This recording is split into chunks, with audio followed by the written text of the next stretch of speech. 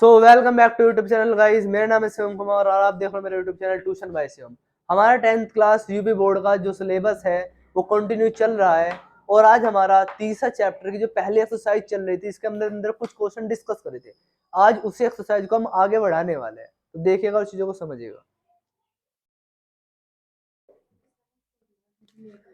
हमने question number जो 1 था एक्सरसाइज का वो रोका हुआ था, वो हम करेंगे। क्वेश्चन नंबर 2 हमने ऑलरेडी कर लिया था, क्वेश्चन नंबर 3 भी पूरा कर लिया था। अब जो 1 वाला है वो मैं आपको करवाने वाला हूँ।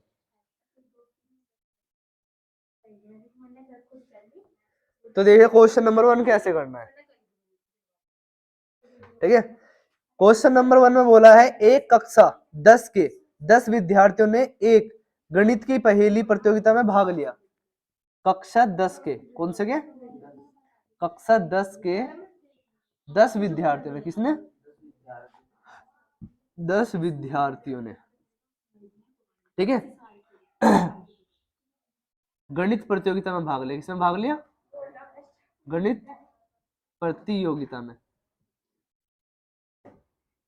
ओके। गणित प्रतियोगिता में भाग लिया जिसमें बोल रहे हैं कि यदि लड़कियों की संख्या लड़कों से 4 अधिक हो, लड़कियों की संख्या लड़कों से 4 अधिक है तो लड़कों और लड़कियों की संख्या ज्ञात कीजिए। लड़कों और लड़कियों की संख्या ज्ञात करने, यहाँ पे दो चीज ज्ञात करनी रह करेगी, एक को x माना करेंगे और एक को y। माना लड़कों की संख्या, माना लड़कों की संख्या इक्वल्स टू x,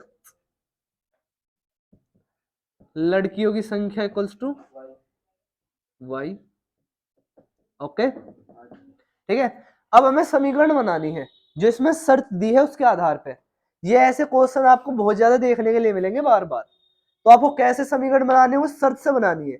ये एकदम तुम्हारे पे बनाने नहीं आने का, धीरे धीरे धीरे धीरे धीरे बनाना तुम लोग सीख जाओगे, ठीक है।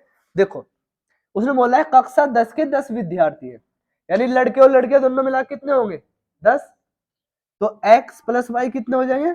10। लड़के प्लस लड़कियां बराबर 10। पहली समीकरण तो यो बन गई। दूसरी समीकरण में क्या बोला है? लड़कियों की संख्या लड़कों से 4 अधिक है। ये पहले तो x बराबर y दिखा दो।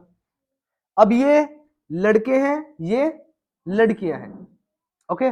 लड़कियों की संख्या 4 अधिक है, किसकी संख्या अधिक है? या फिर ऐसा कर लेते हैं y बराबर x दिखा दो। ये लड़कियां हैं y और लड़के x है, ठीक है। अब ये लड़कियां जो है वो 4 ज्यादा है लड़कों से। किससे ज्यादा है? लड़कों से। लड़कों से 4 ज्यादा है तो तुम सोचोगे इधर 4 जोड़ दो, राइट। पर इधर 4 नहीं जुड़ने का, 4 जुड़ेगा दूसरी साइड।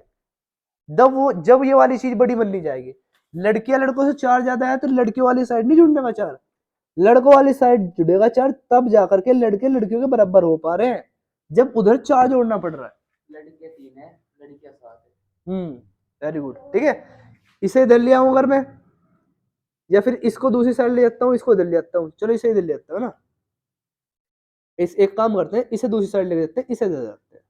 ये x इधर जाकर माइनस का y हो जाएगा, इसे इधर करके माइनस के 4 हो जाएगा। अब इसे इधर लिख दो चाहे इसे इधर लिख दो, एक ही बात है, यानी x माइनस वाई बराबर -4।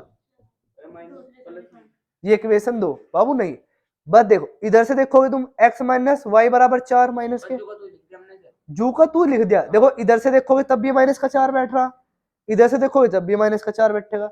ये ऐसी कंडीशन होगी भाई कि 2 बराबर 4 लिख दो चाहे 4 बराबर 2 लिख दो, एक ही बात है। नहीं ऐसे है, हमने इसको इसको लेके गए, बस बदल के लिख दिया, ठीक है। मतलब इसको लिखो जब तुम बिल्कुल पलट के, तब कोई चिन्ह नहीं लगता, ठीक है। ये दोनों इक्वेशन बन गई। ऐसे तुम्हें इक्वेशन बनानी आनी चाहिए, समझे। एक इक्वेशन और बनाकर दिखा रहा मैं तुम्हें। ये क्वेश्चन नंबर 1 का पहला है, ये क्वेश्चन नंबर 1 का दूसरा। देखो 5 पेंसिल तथा 7 कलमों, 5 पेंसिल तथा 7 कलमों का मूल्य 50 रुपए है। 7 पेंसिल और 5 कलमों का मूल्य 46 रुपए है, ठीक है। प्रत्येक पेंसिल और कलम का मूल्य बताइए। एक पेंसिल और एक कलम का मूल्य बताना है क्या है, ठीक है। तो माना पेंसिल का मूल्य, किसका मूल्य? पेंसिल का मूल्य, पेंसिल का मूल्य कितना मान लो? x रुपए, ओके। और कलम का मूल्य क्या मान लो भाई? क्या मान लोगे? बताओ, बता शिवम भाई। y रुपए।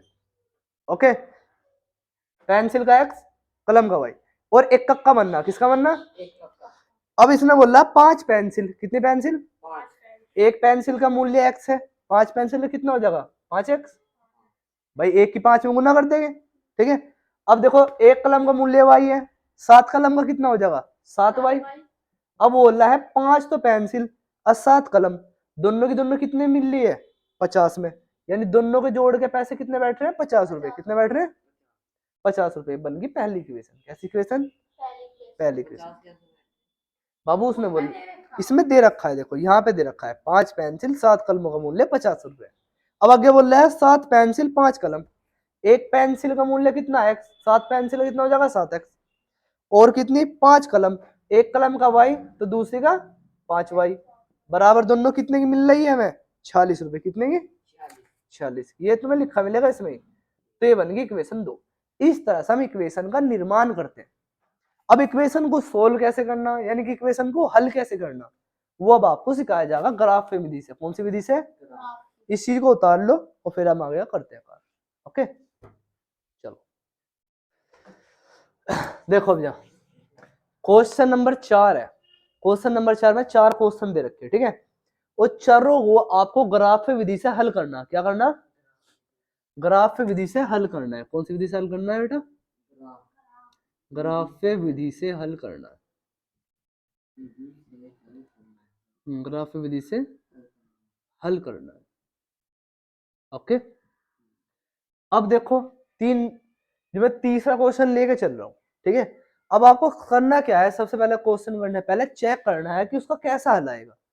अगर उसका हल आ रहा है प्रतिच्छेद वाला, कैसा? या अनंत वाला, तो आपको उसे ग्राफ विधि से करना।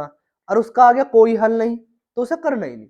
चेक करने का तरीका सिंपल है, a1/a2 b1/b2।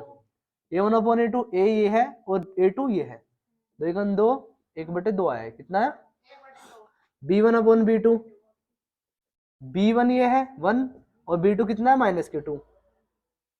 c ये है -6/c2 -4, 2 दूनी 4, 2 तिया 6, माइनस से माइनस खत्म, ये बचा 3/2। अब देखो तुम ये वाली चीज इसकी इक्वल नहीं है, क्यों? क्योंकि ये तो प्लस की 1/2 है, ये माइनस की 1/2 है, तो ये बराबर नहीं है। यानी कि a1/a2 नॉट इक्वल है किसके? b1/b2 के। और अगर ये कंडीशन मिले तो रेखाएं क्या करती है? प्रतिच्छेद करती है। क्या करती है? रेखाएं प्रतिच्छेद करती है। क्या करती है बेटा? प्रतिच्छेद करती है। ये चीज मैंने तुम्हें बता दी थी ना, कब रेखा प्रतिच्छेद करती है, कब संपाती होती है, कब समांतर होती है, उसकी टेबल लिखवाई थी, वहां है, ठीक है। करती है। ओके अब देखो, अगर तुम्हें एक बार और लिखना तो मैं लिख देता हूँ यहाँ पे साइड में लिख रहा, ठीक है। देखो, अगर a1/a2 नॉट इक्वल है b1/b2 के, तो क्या कंडीशन होती है? रेखाएं प्रतिच्छेद करेगी। क्या करेगी? प्रतिच्छेद करेगी। रेखाएं, अरे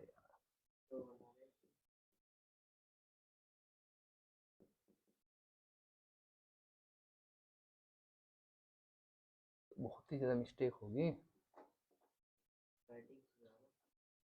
प्रतिच्छेद करेगी, ठीक है। रेखाएं प्रतिच्छेद करेगी। और अगर a1/a2 इक्वल आ जाए b1/b2 के और नॉट इक्वल हो c1/, उस कंडीशन में कोई हल नहीं होता इसका, राइट। तो तब क्या होगी? रेखा समांतर होगी, या रेखाएं समांतर होगी। क्या होंगी? रेखाएं समांतर होगी। समझ में आ रही है बात?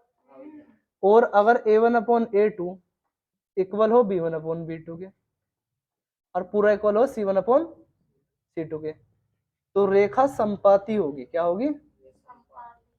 संपाती होगी। ओके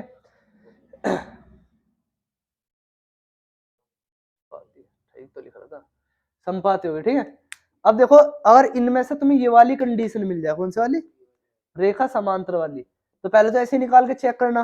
और तुम्हें मान लो ये कंडीशन मिल गई, तब आपको आगे हल करना ही नहीं, बस यहाँ लिख देना है कि रेखाएं समांतर होगी और कोई हल नहीं होगा। तो बस आपको यहाँ तक ही करना है अगर ये वाली कंडीशन बन जाए। पर कंडीशन ये नहीं बनी, कंडीशन तो ये बनी। अगर ये दोनों कंडीशन बनती है तब आपको इससे ग्राफिक विधि से हल करना है इक्वेशन को, यानी इस समीकरण को ग्राफिक विधि से हल करना है। अगर ये दो कंडीशन बनती है और कंडीशन बनती है ये, तो आपको हल नहीं करना। बात आ रही है समझ में? आ रही है? तो ये वाली कंडीशन बननी है, रेखाएं प्रतिच्छेद करेगी, यानी कि इसका हल बनेगा। और बनेगा कैसे देखिए, सबसे पहले हम क्या करेंगे, एक समीकरण को उठा के लाएंगे इसे 2x प्लस वाई, और इसे दूसरी साइड लेके जाओ तो प्लस हो जाएगा ना, प्लस के 6, है ना। ये बनी इक्वेशन पहली, ठीक है, जो कि तू लिया है। और अब हम इसे हल कर रहे हैं, इसके लिए हम एक ब्रैकेट बनाएंगे छोटा सा, ओके, ऐसे, यहाँ x लिखेंगे, यहाँ y लिखेंगे, ओके। अपनी साइड से कोई भी वैल्यू पुट कर दो इसमें, ओके, अपनी साइड से कोई भी वैल्यू। मान लो मैंने x की वैल्यू जीरो पुट करी, कितनी पुट करी, x की जगह 0 रखा, ये तो 0 हो गया। तो y का मान कितना आया, 6, कितना आया, ये ऐसे ही लगाना, तो कितना आएगा 6। ऐसे ही अगर मान लो मैं y का 0 रख दूं, किसका 0 रख दूं, y का 0 रख दूं, तो y का 0 रख दे, देखो मैंने, ये पौन में चला जाएगा, कितना है 3, ओके। अब ऐसा करके आपका यहाँ 2 पॉइंट बन गए, 0 6, क्या बना, तो इसे पॉइंट को यहाँ पे लिख लो बराबर में, या फिर यहाँ लिख लो, नीचे लिख लो ना, 0,6, और एक पॉइंट क्या बना, 3,0। बेटा पहले x लेते हैं फिर 0,6, 3,0 ऐसे लेना है, पहले x वाला फिर y वाला लिखना, पहले x वाला फिर y वाला लिखना। इन्हें यहाँ भी लिख सकते हो, इन्हें इनके नीचे भी लिख सकते हो पॉइंट को, ठीक है, मर्जी है तुम्हारी, यहाँ भी लिखना चाहो, ठीक है। उसके बाद अगली इक्वेशन के लिए यही काम करना, यही काम फिर दूसरी समीकरण के लिए करना, इस वाले के लिए 4x माइनस 2y, इसे दूसरी साइड ले जाऊंगा तो प्लस का हो जाएगा, माइनस का प्लस का हो गया, ये होगी इक्वेशन 2। इसके लिए भी ऐसा ब्रैकेट बना लिया जी को, तो ठीक है जी, यहाँ x लिख दिया, यहाँ y लिख दिया, ओके। फिर से मान लो मैं x का मान क्या रखता हूँ, 0 रखता हूँ, क्या रखता हूँ, 0, तो 0 गुना इसमें करूंगा तो पूरा 0 हो जाएगा, क्या बचेगा, माइनस के 2y बराबर 4, 2 बटे में जाएगा, 2 2 3 4, माइनस के 2, ये बचा माइनस के 2, ठीक है। अगर मैं यहाँ पे y का मान 0 रख दूं, किसका मान 0 रख दूं, देखो y का 0 रखा, तो मैंने यहाँ y की जगह 0 रखा, यहाँ ना रख दिया 0, ठीक है, y का 0 रखा, जब इसकी गुना 0 में करूंगा तो पूरा हिस्सा 0 हो जाएगा, तो क्या बचेगा, 4x बराबर 4, ये 4 इसके बटे में चला जाएगा, 4 बटे 4, 0 बचेगा बेटे, अभी से 1 बचेगा, क्या बचेगा, 1, तो x का मान कितना है, 1। अब यहाँ से 2 पॉइंट बना, देखो 0, -2, क्या बना, और 1,0, 1,0। अब हमने इस वाली समीकरण के 2 पॉइंट निकाल लिए, इस वाली समीकरण के 2 पॉइंट निकाल लिए। अब ना ग्राफ पे देखेंगे, कहाँ रखेंगे, अपनी मर्जी से कुछ भी रख सकते, हाँ अपनी मर्जी से, यहाँ तो कुछ भी रख सकते। आंसर ये वाला जो आ रहा है ना, ये बटे में नहीं आना चाहिए, बस प्रॉपर आना चाहिए, फिक्स, ठीक है, 0 रखकर ट्राई करना चाहिए पहले में, बस बटे में नहीं आनी चाहिए। दूसरी मतलब तुमने यहाँ x का मान 0 रखा, तो इसकी 0 आ गई, y 6 आया, बस ये कंडीशन नहीं होनी चाहिए कि बटे में आ रहा हो, ठीक है,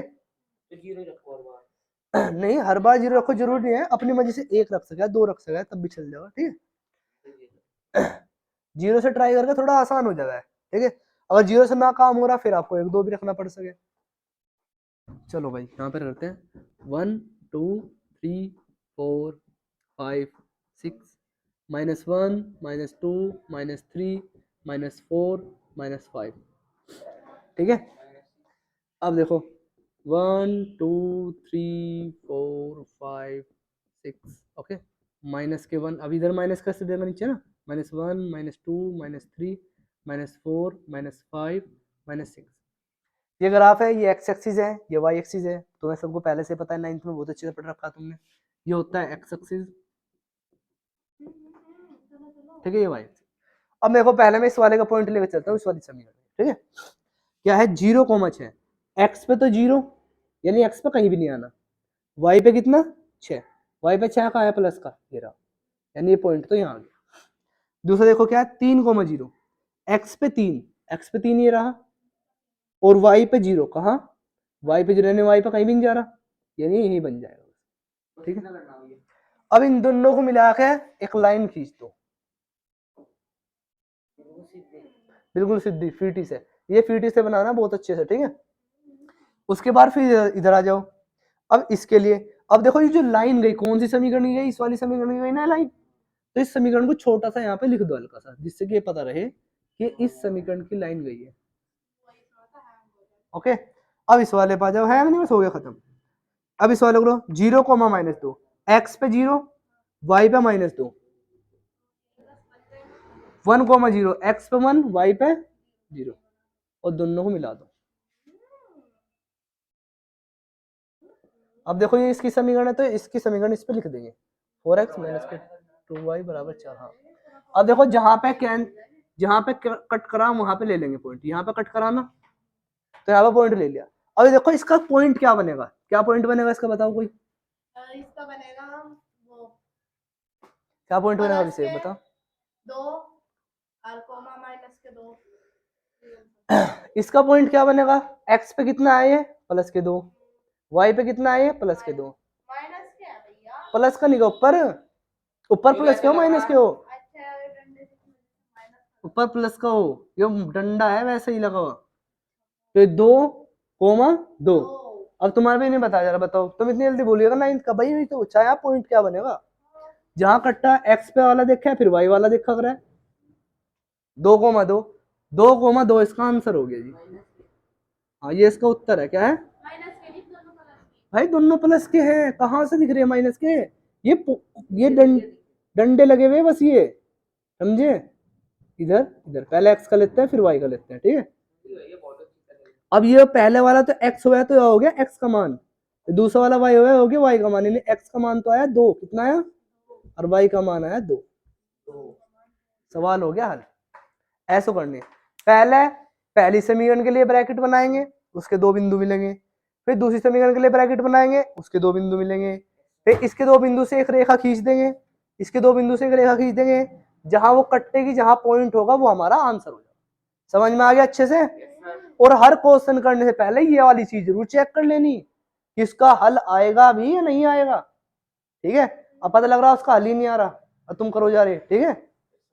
हाँ जी, तो thank you so much for watching my video, please subscribe my channel and share with your friends, और हमें कमेंट करिए अगर किसी चीज की कमी है या कुछ भी चीज है। और thank you so much for watching my video, thank you so much.